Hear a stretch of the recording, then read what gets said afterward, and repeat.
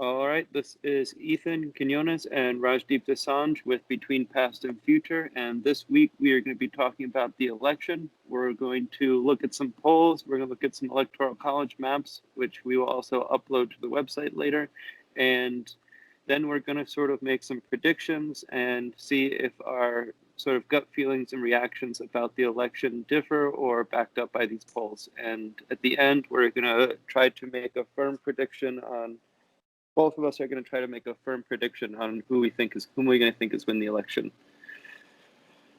All right. So to start out with, one of my favorite websites to use is realclearpolitics.com.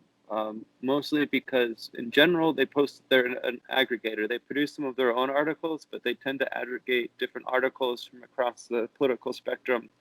So today, Thursday, October 15th, they have headlines from Politico, DC Examiner, American Thinker, Slate, their own website, Real Clear Politics, The Hill, Mother Jones, The Federalist. You can see there's a good sort of smattering of more factual news-based, more opinion-based, and definitely from left and right opinions.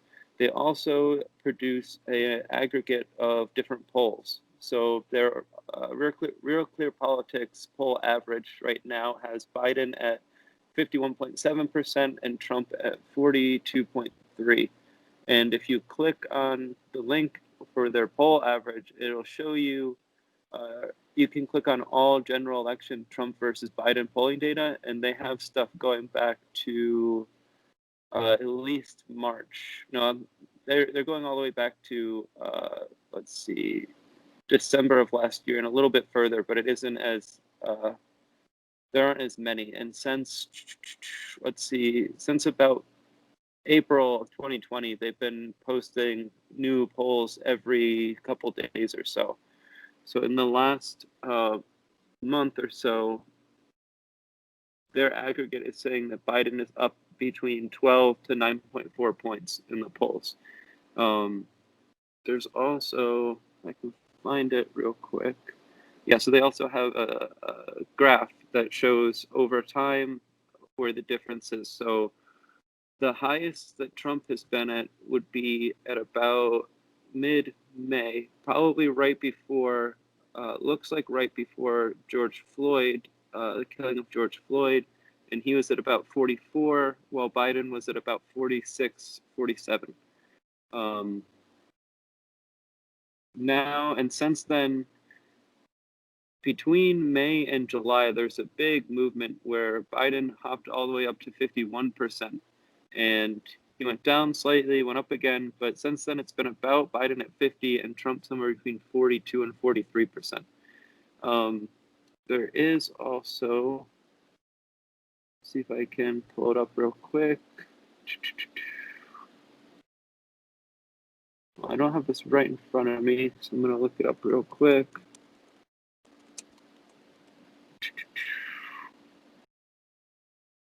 So if you look at the same data from 2016 election, Trump and Hillary were a lot closer, and there were some sort of overlap back and forth. So 4 times between October of 2015 and October of 2016, Trump polled slightly higher than Hillary, or they were tied. Where if you were to look at the same graph, there was no overlap, where Biden's consistently been ahead in the polls. There's also, they show you the difference between the polling numbers of 2020 and 2016. So in their poll average in 2016, right before the election, the Democrats were up by 6 points. Right now, the Democrats are up 9.4%, or 9.4 points. So that means that polls were on average, I think, off by 5 to 6% last time, if I remember correctly. And it's still sort of within that margin, but there is definitely a high. Biden has a better poll advantage than Hillary had over Trump. There has been a lot of talk about how they've tried to update polls to better account for issues last time, such as relying on landline phones to produce some inaccurate results, and there's typically been not as much work in battleground states as there is in national polls. So, for example, if you have a poll that says 3 million more people say they're going to vote for Biden than Trump, that may not matter very much because of the Electoral College. You can win, or Biden could win massively in California and New York, but still lose the Electoral College, which is Hillary did with more votes. So one thing I wanted to read through real quick are the different battleground states according to Real Clear Politics and the spread. So Florida has Biden up 2.7 points, North Carolina 3.3, Pennsylvania 6.5, Wisconsin 6.3, Minnesota 6.6, Arizona 3.5, Iowa he's up 1.2, which is within a margin of error. Iowa 0.6, he's up 0.6. Maine District 2, so he split the votes, is 0.3. He's up. Georgia, he's up by 0.4. Texas, Trump is up 4.4.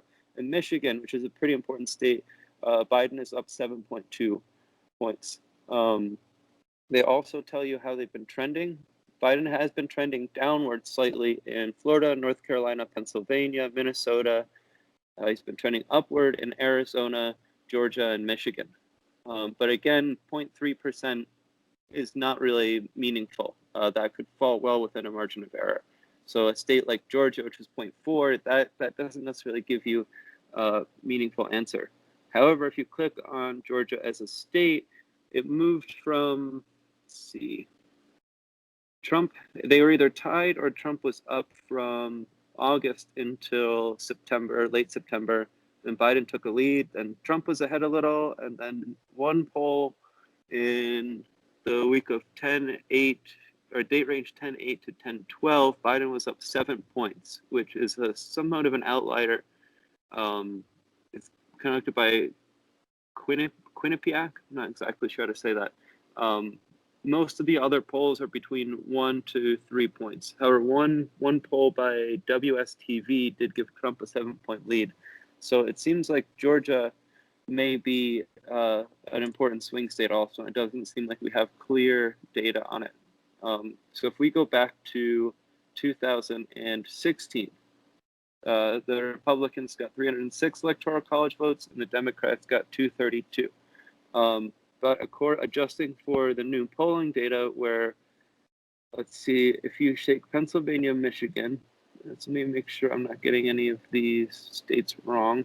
So if we take their battleground state polls to be at least fairly accurate, that means Quick questions. Of these battleground states, which ones did Trump win in the 2016 election?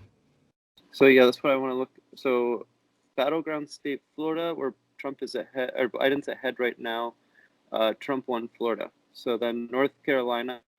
So I'm having a little trouble moving between these tabs right now. So North Carolina was won by Trump in 2016. Pennsylvania was won by. Oh, hold on a second. It just reset. Pennsylvania was won by Trump. I'm just trying to make sure I get everything accurate. Don't give any wrong information. Pennsylvania was won by Trump. Wisconsin was won by Trump. Minnesota was won by Biden. Texas was won by Trump. Michigan was won by Trump. And then the Iowa was won by Trump. Ohio was won by Trump. And Texas and Michigan were both won by Trump also. So most of these battleground states were won by the Republicans last time. But if we switch those to adjust for the polls, so we take Pennsylvania, Michigan, Wisconsin, and let's see, do they have, I just want to double check for, so Biden's up, so I'm only doing where Biden has a noticeable lead. So where he's up by more than 1 point. And that would be Minnesota, Arizona, Wisconsin, Pennsylvania, North Carolina, and Florida. So with that gives the Democrats 333 votes. But taking into consider, let's say some of the polling data is wrong in some traditional red states like Arizona and North Carolina and Sorry. Florida. What did you say? Hello? Can you hear me? Sorry, the phone started ringing. I had to mute myself. Oh, okay. You want me to wait a second? You can just go. I'll just mute myself and you just go.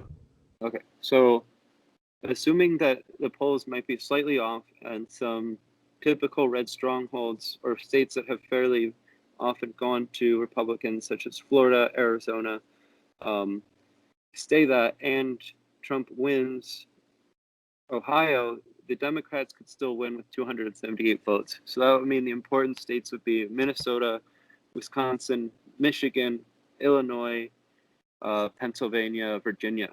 Those would be the real battleground states. Trump could win Ohio, Florida, and Arizona and still lose the election. On the other hand, let's say he wins Michigan, he wins the election. If Biden takes Florida, it seems very, very unlikely that Trump will win. Okay. Yeah, even if so let's say that Trump sweeps through the Rust Belt states largely. He wins Illinois, Indiana, Ohio, Michigan, Iowa. Biden just needs to win Florida, and he still wins by 4 electoral college votes. Okay. If we believe these polls to be generally accurate, then really Biden simply needs to win Minnesota, Wisconsin, Michigan, and Florida. Florida is a pretty important state, but he could lose Florida and take Ohio and still win. And Biden, I think, has an advantage going away from the polls. I think you might agree that Biden has somewhat of an advantage in these Rust Belt states like Pennsylvania, Ohio, Indiana, or I mean, not Indiana, Pennsylvania, Ohio, Michigan, Wisconsin, Minnesota. On the other hand, there were massive incidences of civil unrest and rioting going on in Minnesota, or I mean, in Minnesota and Wisconsin. If Trump can win those states, then he's probably going to win the election if he takes Florida also. So it seems to be there needs to be some sort of combination of a sweep across the upper Midwest, and winning a state like Florida or Virginia, North Carolina, South Carolina. If you look at North Carolina, let's see. North Carolina, Biden is up by 3 points right now, which would be a pretty big win also, because that means he could lose Florida, Wisconsin, Minnesota, Iowa, Illinois, Indiana, and still win. But it does seem like there is some wiggle room for Trump. If he managed to win Ohio and Florida and Wisconsin, for example, that gives him a victory. And he could still afford to lose Minnesota and Michigan. So even winning one of those states, or two smaller states like Wisconsin that has 10 and North Carolina that has 15, he could still eke out a victory. Right. Okay. I think we got a pretty good lay of the land. And just for one comparison, if you look at the 2012 election, the Democrats took 332 votes compared to 206 by the Republicans. And this was accomplished by winning Florida, Minnesota, Wisconsin, Michigan, Ohio, Illinois, Pennsylvania, Virginia, and moving. I'm not sure. Let's see if I can pull this up. I'm not sure who won 2000, who won New Mexico in 2000, but I have a feeling that it was Bush. Let's see. Pull it up real quick. No, it looks like Gore won it in 2000. Did Gore win New Mexico? Oh, sorry. So yeah. New Mexico has been fairly reliably Democratic for a little while, but there's some of the other toss-up states that people have been talking about recently, such as Arizona. Those have consistently fairly been conservative for a while, and it's possible that they could shift again to the other side. Right. All right. So what do you think is going to happen then? I think that if I were to make a strong prediction right now, I would say that I would say that Biden ends up winning Pennsylvania, Ohio, Minnesota, and Illinois. And if he loses all the other battleground states, that gives him exactly 270 votes. That also assumes a split Maine, which seems likely. And he wins generally that Northeast block and the Western block of states. I don't think Washington, Oregon, and California are really up for grabs, really. No. Neither do I think New York, Vermont, New Hampshire is. And Pennsylvania, Joe Biden's from Pennsylvania, and I think that will give him enough to counteract the sort of reactionary right-wing vote grab that you saw happen last time. So I would say I'm fairly confident that the Democrats get at least 270 electoral college votes, which means they win the election. Okay. I think I could see. I think Trump's going to win Florida, even though the polling suggests otherwise right now. I think that the thing that Trump has for him that Biden doesn't have is the level of enthusiasm. I think people are going to come out to vote for President Trump. And I also think that people aren't going to. I have a feeling that Trump might win Wisconsin and Minnesota. I think that we're going to see a very strong reaction in the voting to the civil unrest that was happening during the summer. And I don't think that civil unrest is going to favor Joe Biden and Kamala Harris. I think the argument that supports that is that a lot of the civil unrest happened in cities. Those cities generally are going to vote in cities in liberal states or border states, battleground states, and even right-leaning states like Texas. Cities are typically won by Democrats. Yeah. And so if you have unrest in cities and people in the suburbs are scared, that might help a right-wing candidate because they're afraid and they'll vote for a candidate they see as more on the side of law and order. On the other hand, Trump has sort of lost a little bit of that card that the right wing typically plays because he's known for skirting the law in various ways. When his taxes came out, it was clear that he was kind of playing fast and loose with various tax laws, which he might not have technically broken laws in some cases, but he doesn't respect law in the same way that someone like George H.W. Bush was seen as, or someone like Ronald Reagan was seen as. You know, Ronald Reagan was seen as the respectable elder statesman who, you know, was sort of above the fray of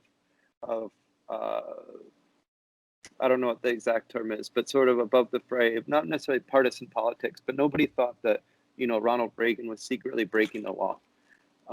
In the same way that Nixon perhaps was seen as being like tricky Dick Nixon. Trump sort of has more of that Nixon thing. On the other hand, Nixon did win on a law and order platform. Right. And I think that lots of people, what Trump did with his taxes, I don't think that actually upset very many people because they see him as a businessman first. And it's the same sort of thing that companies like Amazon do when they're doing their taxes as well. So I think that it is part of the character that people had already come to expect with Donald Trump, that he would do his taxes like that. And it makes sense. That's what business owners do in this country. But even besides the tax issue, for example, the Trump Foundation, there's been all these various accusations about people breaking the law. There's been various accusations since they took office that they don't really care about the rule of law. And I think part of that is an appeal of Trump is that he doesn't have to follow all these little persnickety rules that other people are so beholden to, and he's more willing to break down small barriers. During 2016, that feeling was mutual between both of the candidates. You would probably feel that way about Hillary Clinton as well. Maybe Joe Biden doesn't have that going for him right now, but then there are things like with what's happening with Hunter Biden where people might not necessarily trust Biden in that way either. But I guess Kamala Harris is kind of known for being a real stickler for the rules as prosecutor and district attorney. And I think people are coming to terms with that they're really voting for Kamala Harris and not Joe Biden. I don't know if that's fair to say, but I think that is a general feeling. That's certainly my feeling about that ticket is that you're not really voting for Joe Biden. You're voting for Kamala Harris at this point. And it would be interesting for, I think Kamala Harris could do a more convincing version of the law and order candidate, but that's not who the Democrats are trying to appeal to right now. Yeah. Well, there's also the argument that people are looking at the Biden campaign as it's very possible that Kamala Harris will take over at some point, and so that could also influence things. On the other hand, uh, Biden is the top ticket person. That's probably going to be front and center in most people's minds. But it part of the thing that seems unlikely is that Trump would have to. He doesn't have to replicate what he did last time, but he has to kind of rely on less or the same amount of people voting. And the past 4 years have been politics has been front and center. Like political disputes have been front and center in the news and popular media all over the place. And there's been a massive get out the vote drive. Some of that may be ineffective, where you have like celebrities taking their clothes off, and like everywhere you look, if you pull up Instagram or Twitter or Facebook, there's, oh, did you remember to register to vote, vote, vote? Some of that might be overkill and kind of turn people off. But Right. if more people have actually registered to vote, usually that the more people that vote, the more likely Democrats are to win. That generally seems to be the formula. And what Biden really needs to do is, or the various campaigns against Trump, is convince a small amount of his supporters to kind of hold your nose and vote for Trump people, not to go out and vote for anyone or to vote for a third party. And he needs to get people in Pennsylvania, Ohio, Florida, large numbers of younger people, younger liberal people, to go out and vote. If you remember last time, we were watching it live when they broke the news in Florida. It came down to a few districts. Uh, and if more younger people or more liberal people vote in those few districts, that's enough to flip the state, which gives Biden Florida. And it seems very unlikely that Trump wins without winning Florida. He needs to win Florida and Illinois, it seems, to win. I don't really see. So, like, if you go to 2006, let's see, 2016, he lost Illinois and Minnesota and still won.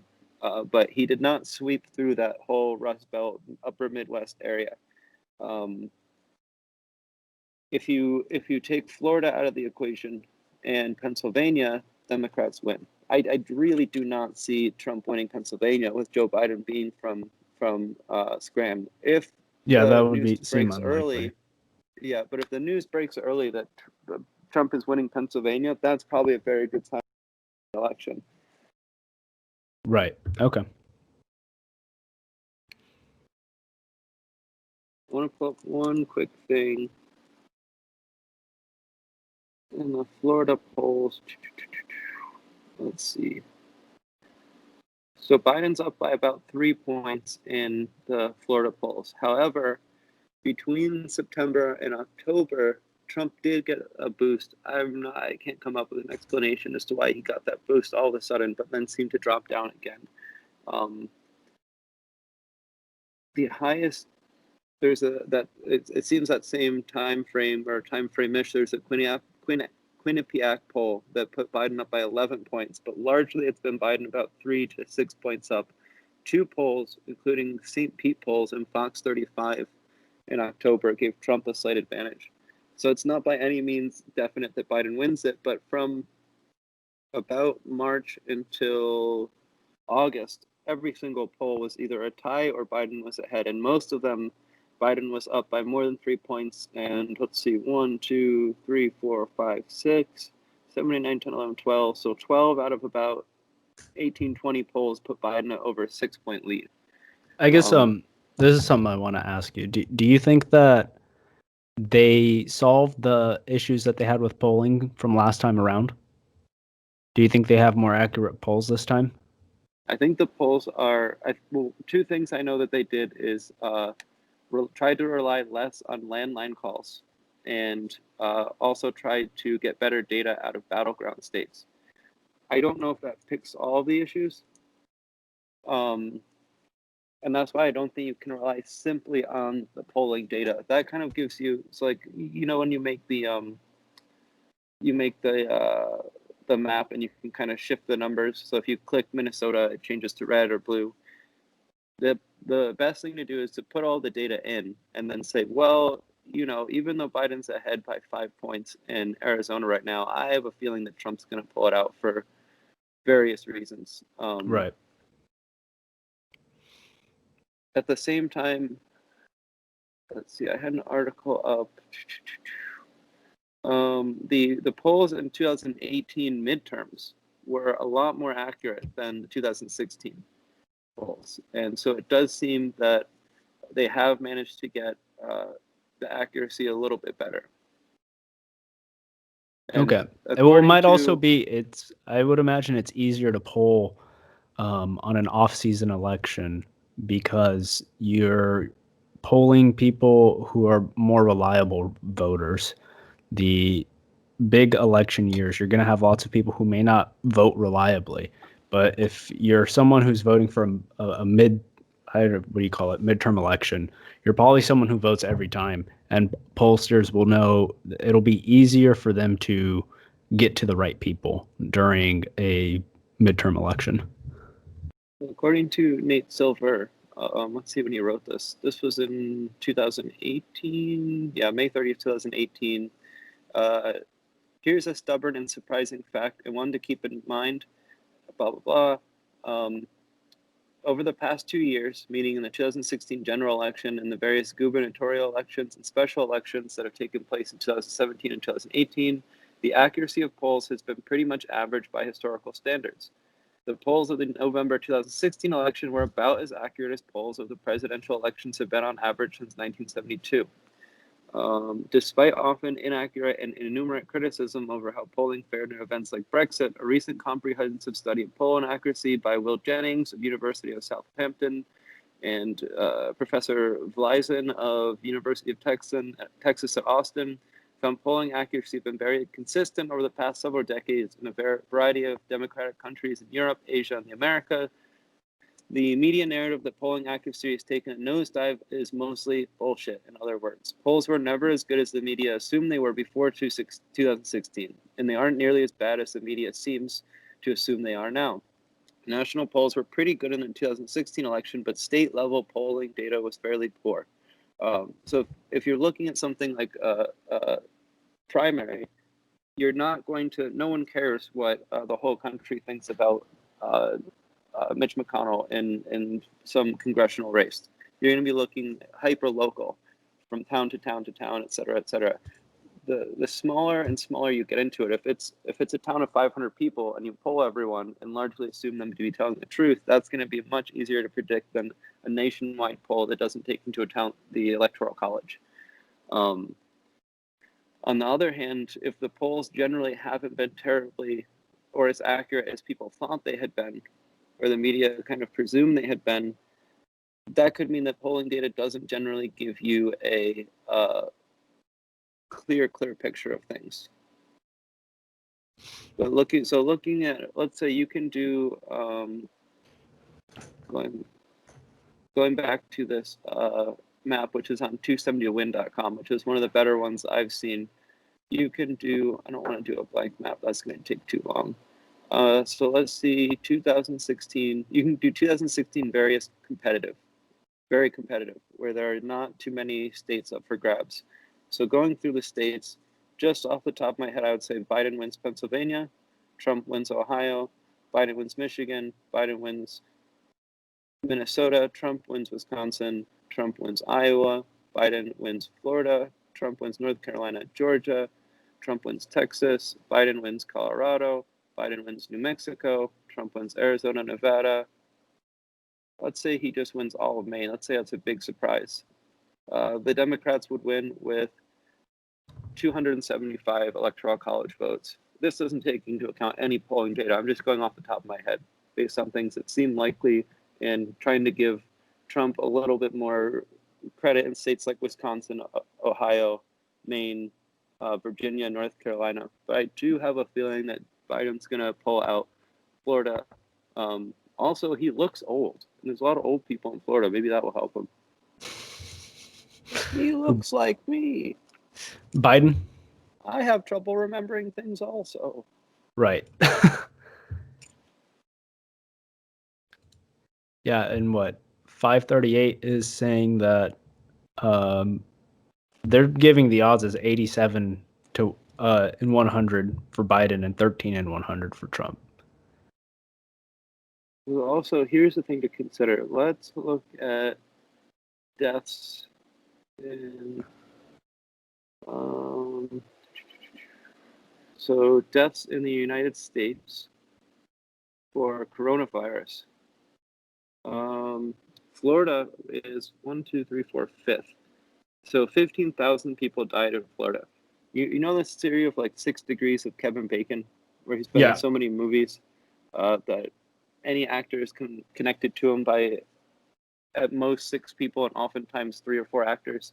Right. So if there's 15,737 people in Florida who died of coronavirus, and then there were 744,000 confirmed cases. A lot of people in Florida were hit by coronavirus. And not only just did they die, people who died, they can't vote. Well, hopefully they're not voting. They're going to have relatives who are concerned about how they die. So by Trump being fairly flippant about coronavirus and saying, oh, it's not so bad, I have a feeling that might give Biden a boost in Florida. People are going to be like, hey, my grandmother died, or 5 people in my grandmother's nursing home died, or et cetera, et cetera. I know through some sort of degree of separation, somebody who got it and they're partially affected by it or died from it. That might be enough to push Florida towards Biden. I think that in states like, so you can also, this is also real clear politics. So let's see, confirmed case fatality rate. So the states that had the lower confirmed case fatality rate, Utah, Alaska, Wyoming, Wisconsin, Nebraska, South Dakota, Idaho, Oklahoma, Montana, Kansas, North Dakota, Tennessee. Those are largely states besides Wisconsin that I would assume Trump is going to win or has a strong advantage in. So coronavirus isn't really going to probably factor in as much as other states that were hit harder. Some of the states that were hit harder, let's see, New Jersey, Connecticut, Massachusetts, New York, New Hampshire, Pennsylvania, Michigan, Rhode Island, District of Columbia, those except for Pennsylvania and Michigan were all Democratic strongholds. But because Pennsylvania and Michigan, which flipped for Trump last time, were hit so hard, that could push them towards the Democratic camp, who's typically seem, at least ostensibly in the media, to take coronavirus more seriously. And in the middle of the states that had middling sort of confirmed case fatality rates, such as Ohio, Illinois, Indiana, New Mexico, Colorado, Arizona, Maine, Washington, South Carolina, Georgia, Florida, those had more. Well, Florida, interestingly enough, didn't have a very high, it was in the top 25, I think. It didn't have a terribly high confirmed case fatality rate, but I think a lot of those states are going to be less affected because not as many percentage of the people who are getting it are dying. It also has a lot to do with when states got it. So states that were hit hard earlier, like New Jersey and New York, didn't have as many best treatment options. It's not to say that's the only reason why as many people died, but states that it spread to later and have more disparate populations, Utah, Alaska, Nebraska, et cetera, had much less of a confirmed case fatality rate.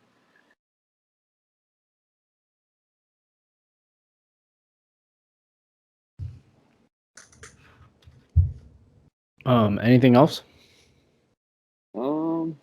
I don't have anything else on that specifically. Okay. Do you want to go for much longer, or should we wrap it up? We're about 35 minutes in. So what are your predictions, Raj?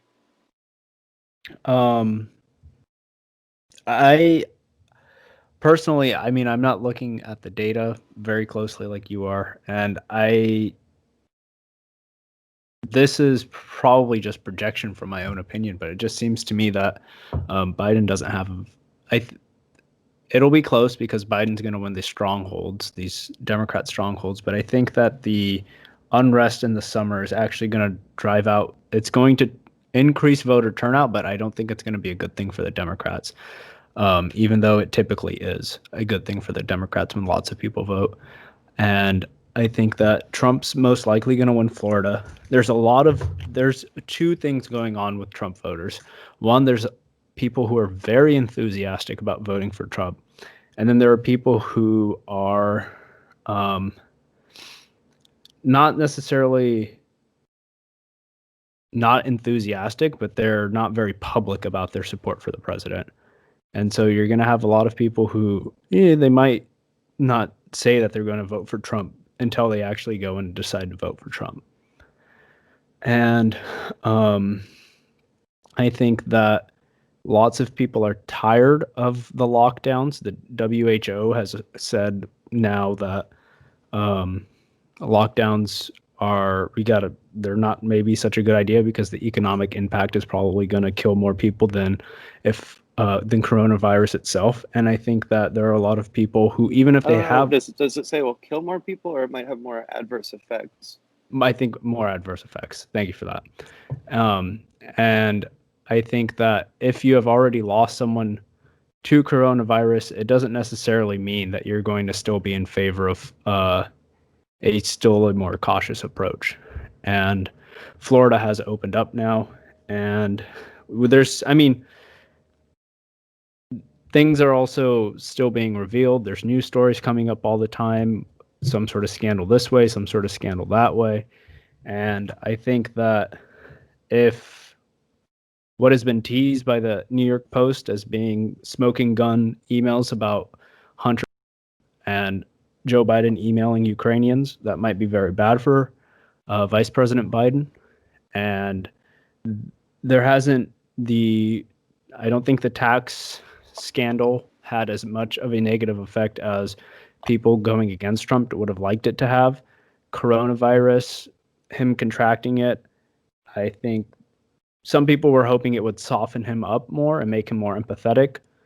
And that would have maybe won him more voters, but it doesn't seem like it's done that too much. So maybe that's a wash as well, the president contracting coronavirus. But we'll see. They have canceled the next debate, which might not be good for Trump, but I think there's a lot of the idea of doing it virtually. I'm not sure if that would have worked well anyway. It seems like a strange way to do a presidential debate. And yeah, I think that Mike Pence probably did better in the VP debate against Kamala Harris than people expected him to do. I think especially people on the left, I think expectations were very high for Kamala Harris, and they were perhaps too high for what she had actually performed at. And if people are thinking about Kamala as the person who's going to actually become the president, then at some point, not necessarily immediately, but the idea that Joe Biden will be able to actually serve out a 4-year term does seem unlikely to me. And yeah, also what Nate Silver had to say about polling data, that makes sense, that it's not actually as reliable as it's been made out to be. And I think that also with everything that's been going on with corona cases, it's made me much more skeptical this year of the ability of expertise in gathering data than I thought I would be at this point in my life. Well, I think one of the things that happened early on with corona is, it's two things. Experts who, when you call someone an expert, that doesn't necessarily clearly define a good group of people. So someone who has worked for the World Health Organization for 30 years is an expert, then somebody who has a master's degree in public health from University of Wisconsin can also be called an expert. So one person has a lot of experience, one person has a lot of accreditation and accolades. People were giving contrary information. Like in New York City, I remember very clearly the lady, I don't remember her official, I think she was a New York City health commissioner. She took to calling herself the city's doctor, which I don't know about everyone else, but it kind of rubbed me the wrong way. So if I get sick, you're not going to give me a throat swab. You're not going to put a depressor in my tongue and tell me to say, You sit in an office and make recommendations. But she kind of had this sort of smugness about her and said, I'm the city's doctor. And then one of the first things she said was that I remember, don't skip Chinese Lunar New Year festival. That's discriminatory and unnecessary, and we need to stand by the Chinese community in New York City. Another thing she said is don't wear masks, save them for the healthcare professionals. Now, on one hand, the wearing masks at a certain point, if there's a real mask shortage, maybe that might have been an okay idea. That we're going to at first try to save the masks for healthcare professionals who need them. But in saying that the masks weren't necessary initially, and then 2 weeks later saying they're necessary, that's so doubt. So do they Right. really know what they're talking about, or are they just making stuff up? Another thing was that regardless of how bad it was, the politicians, Cuomo and de Blasio are a good example, who are both Democrats. And I think it's not entirely disconnected from their egos and possibly their male egos. They were just snipping at each other and trying to, oh, I'm in charge. No, I'm in charge. No, I'm in charge. And de Blasio would say, oh, we're going to shut down the schools. They're not opening again. Cuomo would say, you can't do that. Then 2 weeks later, I'm going to shut down the schools, vice versa. That sowed a lot of doubt. And people didn't want to listen to these people. And also, despite expert recommendations, people didn't necessarily follow them. So even though some experts may have had very good advice, like I think Fauci had a fairly good track record, especially in the beginning, of taking a middle of the road, not going too far in any direction until there's harder evidence. Why would you listen to someone who's changed their mind 4 times in the last week? And then when people didn't listen, they even if the information was out there and people knew kind of what they should do. I had a suspicion, it didn't really matter. Another problem is that with these are sometimes counterintuitive ideas. So I can't think of a good example off the top of my head necessarily. Oh, here's a good example. All things fall at the same speed. That's counterintuitive, because if you drop a feather and a bowling ball, one obviously will hit the ground first. But the logic behind it is that gravity pulls things down, I don't know the best way to say it, but gravity pulls things down at a constant speed. And there's other factors such as wind resistance that come into play. So sometimes things are true, but they're very counterintuitive and they go against what your eyes are showing you. It's hard to believe that a simple, small piece of fabric is really going to stop you from getting sick, even though on a large scale of a city like New York with 8 million people, it might be fairly effective. Another problem, too, is that because they wanted to support these lockdowns, Democrats were initially very hesitant to talk about the negative impacts. And this might come back in the election where people have seen firsthand. Here's a good example. Children who are in abusive households or in poor households, oftentimes they go to school, and what they get out of it isn't just an education. They get a hot meal. People notice if they have bruises on their faces. So if a kid comes into school and they're starving and bruises on their faces, people are going to notice that and try to do something about it, hopefully. If you're locked up at home and you haven't been to school for a long time, a lot of these cases that would have normally been noticed by teachers, counselors, principals, crossing guards, et cetera, go unnoticed. There's various little things like that weren't acknowledged early on and may have contributed to a lot more problems. If somebody's business goes under or a whole town goes under, like, I'm not saying Cooperstown will or has, but Cooperstown relies on the Baseball Hall of Fame ceremonies and the Baseball Hall of Fame for almost all of its economy. Without that this year, a lot of people were hard up. A lot of people bought supplies in January for, I think it's July when they have the induction ceremony, spent thousands of dollars on things like firewood, painting signs, getting ready for the summer season. And that money is largely wasted. Maybe some of it they can recoup their losses, but a lot of people are going to be hard up for several years because of this. It's not unbelievable that somebody may kill themselves because their entire life's work, business they've been doing for 30 years, suddenly went out of business and they don't have any money. The suicide rate in San Francisco has gone up quite a bit. But let's get back to the election stuff. I think that everyone's kind of forgotten about Kanye a little bit, and I don't think he's going to win very many people. But I do think that I don't think the Democrats have done enough to win not win. I don't think the Democrats have done enough to turn out black male voters.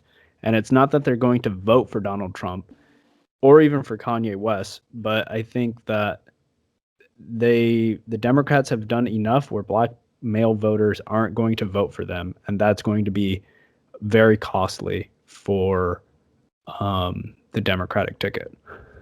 And if I was going to pin it on sort of one demographic, I think that would be something that they've done a lot of work to secure up black female voters with things like some of their diversity initiatives and with having Kamala Harris as the VP pick.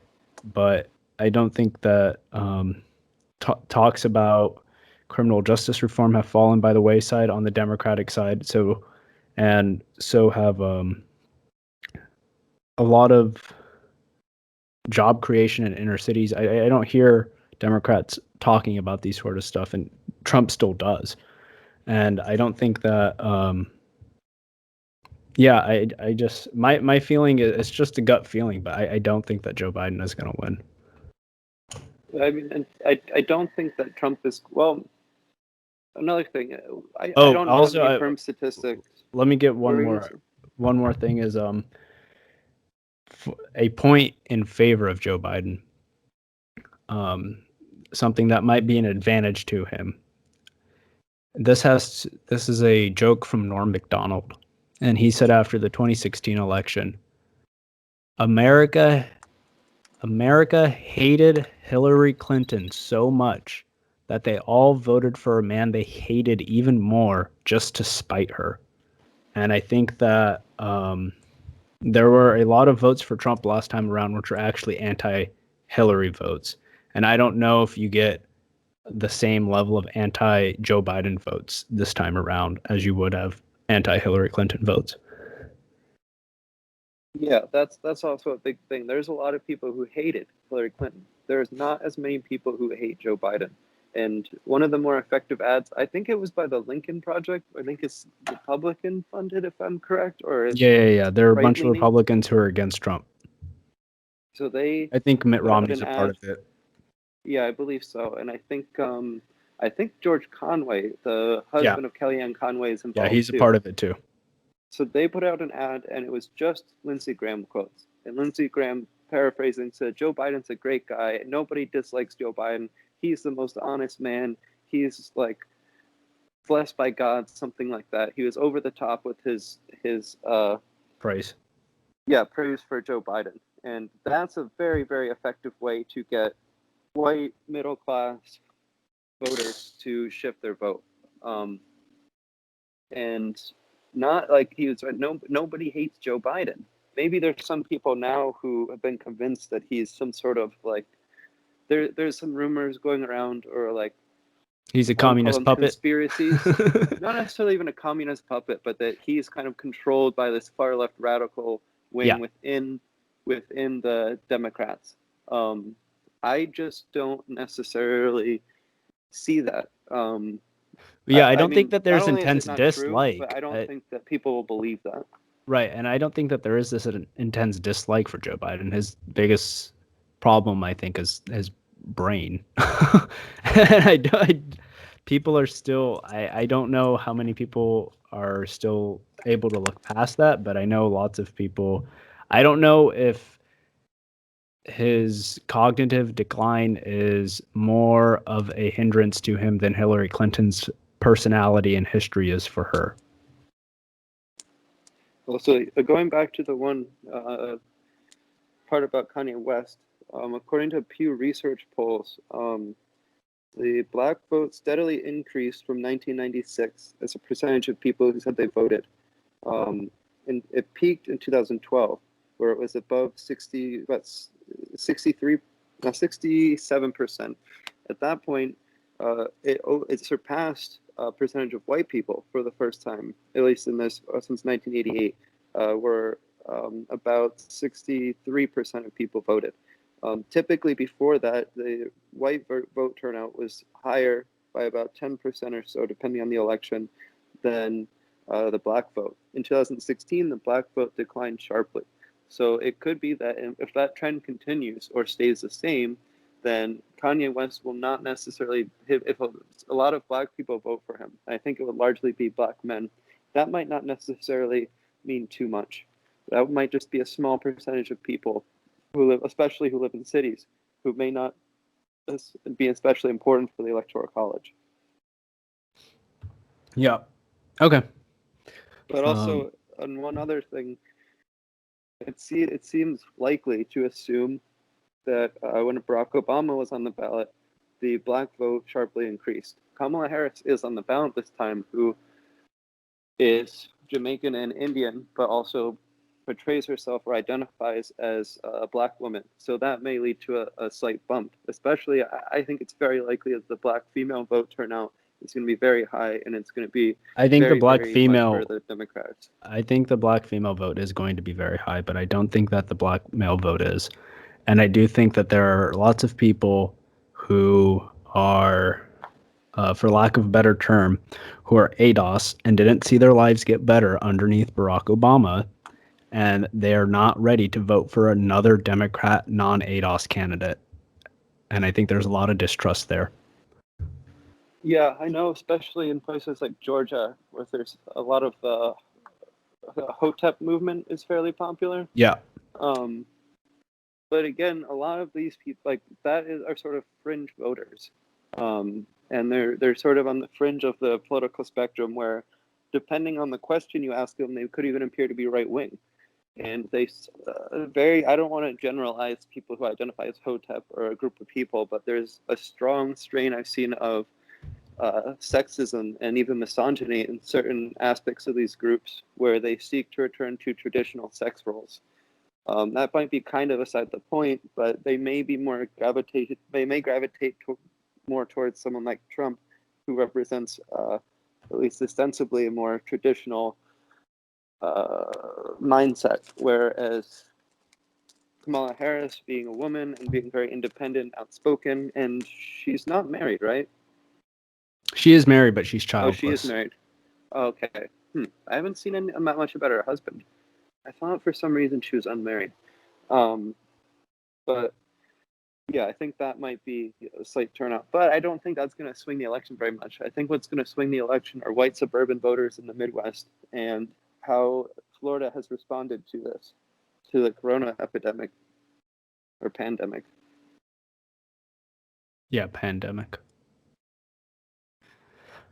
All right, anything else? I think that's pretty much good. Okay. And just a side prediction. I do think that Trump or Donald Trump Jr. might be on the Joe Rogan podcast. He was talking in a recent episode how he's got some nuclear bomb guests coming up soon. And today he had on a black Republican running for Congress and for the Houston seat, whose name is Wesley Hunt, who has been who was endorsed by Trump a while ago. So, and Trump has already expressed, both Trump and Donald Trump Jr. have expressed their excitement and willingness to go onto his podcast, and Joe Biden has not done that. So I think that'll be an interesting thing. That's just a side prediction. I don't know if it's actually going to happen or anything, but I think it just might. Well, what if the guest is what if the guest I don't know. is, I don't know who someone else like he could. John F. Kennedy that everyone thought was dead? That would be pretty good. That would definitely be a nuclear bomb. The only people who I could think Joe Rogan referring to as nuclear bombs of guests would be Donald Trump or Kanye West at this point. There's not really anyone else who I'd really think would fit in that category. Maybe Julian Assange, but or Michael Jordan, like some strange like Uber celebrity, someone like that. But yeah. Well, all right. One last speculative point. If Biden suffers a severe health crisis like a stroke, or gets Or a if he bad even bout gets of corona. yeah, Yeah. or he dies, do you think that would help or hinder the Democrats if there's a big tragedy and Kamala Harris was suddenly thrust into the spotlight? I mean, honestly, if that happened and I were Kamala Harris, I would tap Bernie as the VP, and I think that they would win. If they were to tap Bernie, they would win 100%. But I don't think that. I'm not sure if maybe Kamala's got the power for the name recognition at this point, but there's a lot of. She didn't do very well in the primaries. She did abysmally in the primaries, actually. She, at certain points early in there, she was trailing behind even Andrew Yang, who is just about as fringe a candidate as you get in the Democratic Party. Besides Marianne Williamson. Right. But the fact that she did so poorly in the primaries, I don't think that would, unless, like you suggest, they tap someone like Bernie Sanders to run with her. I don't think that she would have a chance if Biden ruins the plan and kicks the bucket before Election Day rather than after the inauguration. Yeah, that's true. All right, well, I think we can wrap that up. Okay, cool. So those are predictions. I'll try to get the map posted on the website at some point, either right before or right after the episode drops. I'll probably put up a couple ones that are run through various things, like if so-and-so wins this state, if there's high voter turnout, low voter turnout. Okay, sounds good. All right, we'll see you next time, guys.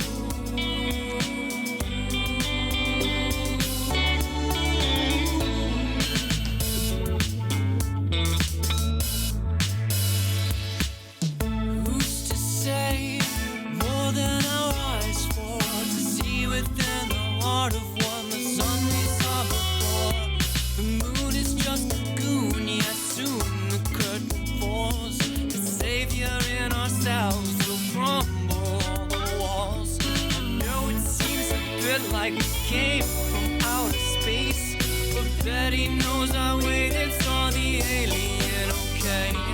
Chalk it up to destiny, the rest of me's you, like a pretty little rabbit chilling on the moon.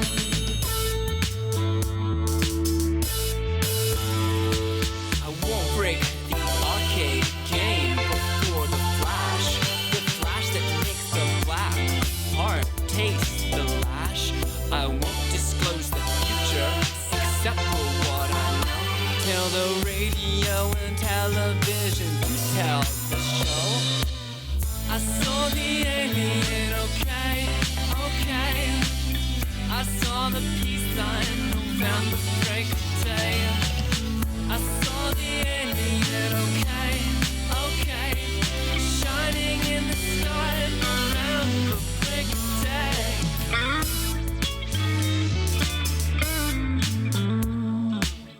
The dead endeavor, the happiest rabbit ever, within the cosmic blessing of love and energy.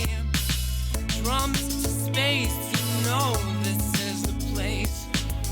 Our heart and soul has saved the human race. Could it be that we truly know the score? 'Cause my alien friends say we ended the war. A bloody battle, an interstellar fight. Somehow we did it, victory of the light.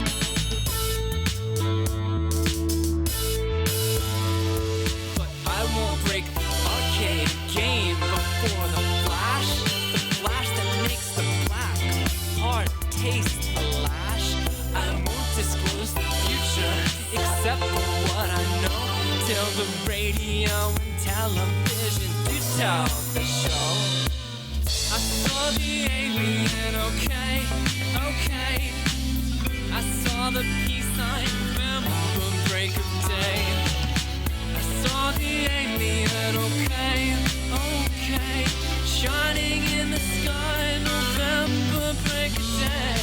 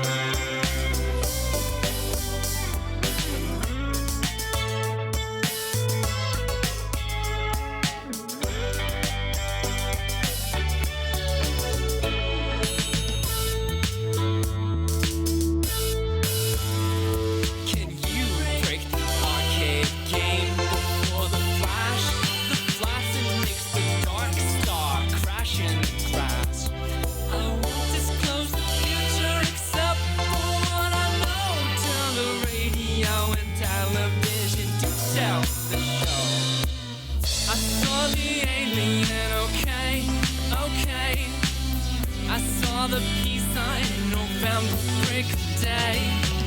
I saw the alien, okay, okay, shining in the sky, November break of day.